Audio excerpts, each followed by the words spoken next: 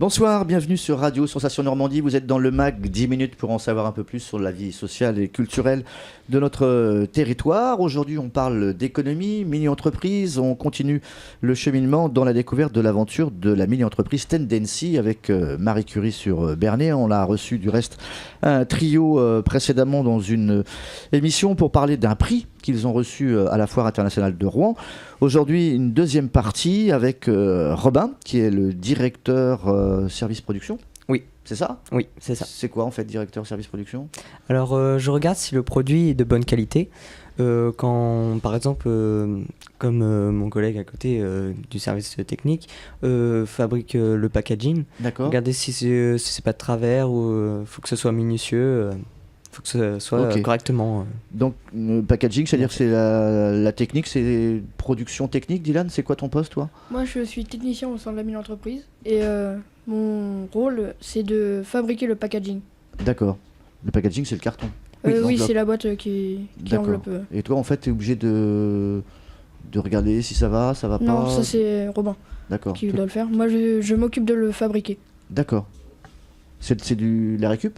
Oui, c'est du carton recyclé, du laboratoire de la classe Monsieur Le Bosset. D'accord. Et comme invité également Isabelle Martel, principale adjointe du collège Marie Curie. Isabelle, bonsoir. Bonsoir. C'est votre première aventure avec la mini-entreprise ou c'est... Non, c'est déjà la troisième, je dirais, puisque ça fait toujours c'est la quatrième. Avec des troisièmes ? Oui, ouais. Toujours sur le niveau troisième, puisque c'est ma 4e année au collège. Ouais. Donc la première année, comme j'étais sortant de concours, je ne me suis pas tellement investie. Mais c'est vrai que les 2 années, donc avec cette année et la 3e année, je prends un peu plus part à ce qu'ils font et voilà. D'accord. J'interviens un peu plus. C'est la première année où vous avez une équipe qui remporte un prix ? Non, ils ont déjà eu un prix. Oui. Il y a déjà eu ? Il y a déjà eu des prix l'an dernier. Avec quelle mini-entreprise ? La mini-entreprise. D'accord. Voilà. MC Soled. MC Soled, voilà, qui faisait, en revanche, des lampes, voilà. En fer. Oui. D'accord. On parle vente et gestion de stock. Quelles sont vos fonctions principales dans l'importance, on va dire, du prix qui a été remporté justement à Rouen ? Est-ce que vous sentez, vous, une part de responsabilité dans ce prix-là ? Oui. Parce qu'on a dit précédemment que c'était une équipe, etc. Est-ce que c'est un peu grâce à vous aussi que l'équipe a remporté ce prix ? Moi, je dirais plus que c'est plus Mathias qui doit... Oui. Je pense que c'est plus Mathias. Oui, c'est aussi le service communication qui a fait avancer les choses, d'où le nom, le service communication. Ok. Les points de vente, c'est fini. D'après ce que j'ai compris, on en fera encore un peu. Oui. Là, actuellement, on en est où, là ? Alors là, on n'a plus du tout de vase tube AC, mais par contre, on a beaucoup de fastering. Les anneaux rapides peints en couleurs différentes. Ça veut dire que vous n'avez plus de tubes, il faut en fabriquer ? Non. Il faut les en acheter ? Non, on va les commander. On va les commander sur Internet. Et c'est-à-dire que le stock, il est épuisé ? Ah là, le stock est complètement épuisé. D'accord. Et là, on va recommander combien, à peu près ? 420 tubes. 400 ? 420 tubes. D'accord. Pour faire 30 vases à peu près. Ok. Et on espère vendre tout ? Oui. D'après ce que j'ai compris, vous êtes plutôt bénéficiaire, non ? Vous avez fait des bons bénéfices de vente ? Oui. Donc là, en fait, on vend, le professeur pourra me le dire, on vend plus pour le plaisir que pour le challenge. Oui, on vend plus pour le plaisir, oui. Ouais. Notre but, c'est de vendre.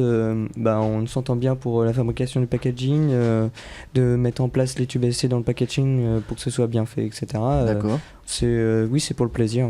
Vous les suivez depuis le début de l'année, Madame Martel ? Comment vous avez jugé leur évolution ? Est-ce qu'ils sont sortis un peu de leur cocooning, etc. Ils sont moins timides. La mini-entreprise, elle sert aussi aux ados de se développer un peu plus vers le monde. Je dirais sur deux... Entre le début de l'année et maintenant, il y a une évolution. Il y a 2 choses vraiment différentes. La première chose étant les élèves qui participent à la mini-entreprise. En général, on s'aperçoit qu'au cours de l'année, ils deviennent beaucoup plus autonomes. Ils sont capables de prendre des responsabilités. On peut compter sur eux.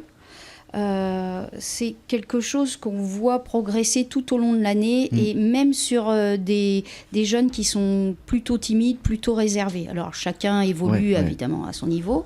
Et le deuxième plan, c'est plutôt le côté pédagogique, j'ai envie de dire, parce qu'ils participent à quelque chose d'innovant d'un point de vue pédagogique sans s'en rendre compte. C'est-à-dire qu'en fait, ce sont des élèves qui apprennent autrement et qui viennent au collège sur le temps de la mini-entreprise pour travailler différemment.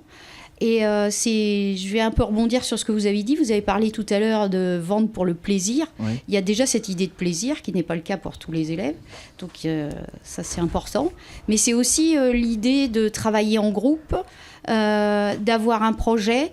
Et surtout cette idée de si on ne réussit pas quelque chose, il faut trouver une solution et rebondir et continuer.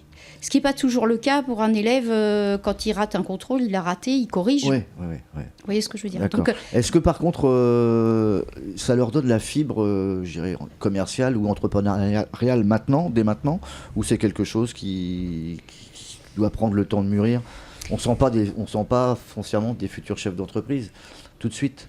Je pense que ça ne leur donne pas la fibre, mais ça permet à ceux qui ont déjà un goût pour la vente, pour le commerce, de voir qu'ils sont sur la bonne voie. Et en fait, on le sait parce qu'on a le suivi parfois au lycée où il y a aussi des mini-entreprises. On a le retour d'élèves qui sont devenus entrepreneurs après avoir participé à des mini-entreprises. D'accord. Mais après le lycée. Vous avez des belles réussites alors on a déjà eu des témoignages d'élèves après le lycée qui sont venus et qui étaient auto-entrepreneurs et qui sont venus en parler. D'accord. Est-ce que c'est un projet qui vous tient à cœur, j'imagine, et qui sera reconduit dans les prochaines années? Est-ce que la mini-entreprise va continuer l'année prochaine? Normalement, c'est prévu pour que ce soit reconduit. Après, il y a toujours, nous, au sein de l'éducation... Non, il n'y a pas d'incertitude, mais au sein de l'éducation nationale, il y a toujours évidemment des structures à respecter, des choses à respecter. Donc d'une année sur l'autre, en fonction de changements qui pourraient intervenir, on pourrait la remettre en question, mais là c'est pas le cas. Je veux dire, on fait tout pour qu'elle soit maintenue et qu'elle continue, au contraire. D'accord.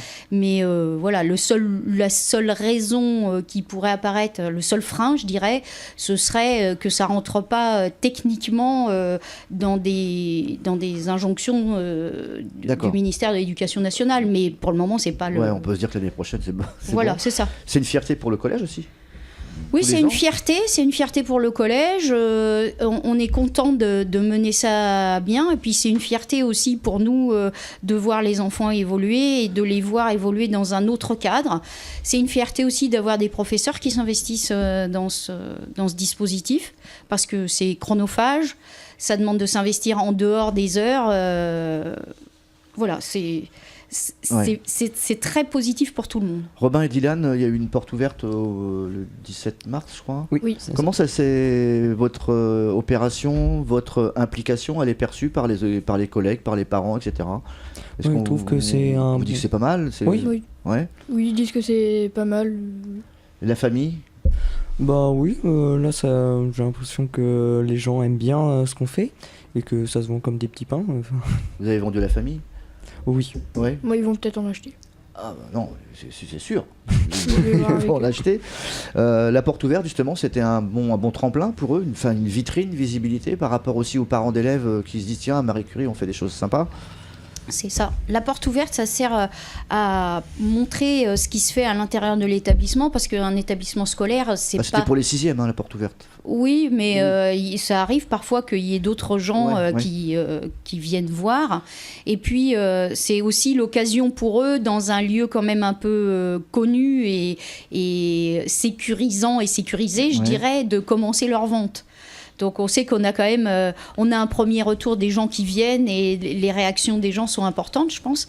Mais on n'est quand même pas non plus, c'est pas tout à fait pareil que de vendre devant le collège ou comme ils ont l'intention peut-être de le faire sur un marché où là on est confronté à quelque chose d'un peu plus compliqué. Donc c'est un premier pas dans la vente qui est intéressant. Et vous intervenez, vous, sur leur prochaine compétition ou même tout le long de l'année sur leur projet?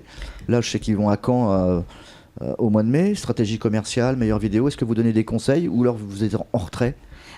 Moi, personnellement, je suis plutôt, si vous voulez, sur le plan, je dirais, organisationnel. C'est-à-dire qu'on vient plutôt me solliciter pour savoir si on peut les libérer à tel moment ou prévenir les collègues ou des choses comme ça. C'est vrai que j'ai pas eu l'occasion de le faire. En revanche, comme parfois on les reçoit dans le bureau parce qu'ils ont des demandes particulières, là, c'est intéressant parce qu'on est face à des gens. J'ai volontairement dit des gens et pas des élèves, parce qu'on a face à nous un individu qui vient demander quelque chose qui n'est pas dans un rapport d'élève. Vous voyez, et de ce fait, c'est un petit entraînement. Super. Robin, Dylan, merci d'avoir accepté notre invitation. Tu voulais rajouter un truc ? Non, c'est bon. Ah bah, ok. Dylan, tu veux rajouter quelque chose pour ta défense ? Non, non plus. Isabelle Martel, merci d'avoir accepté notre invitation. On vous retrouvera très très vite après l'épreuve de Caen pour nous parler de la fin de cette aventure de Tendency. Bonsoir. Bonsoir.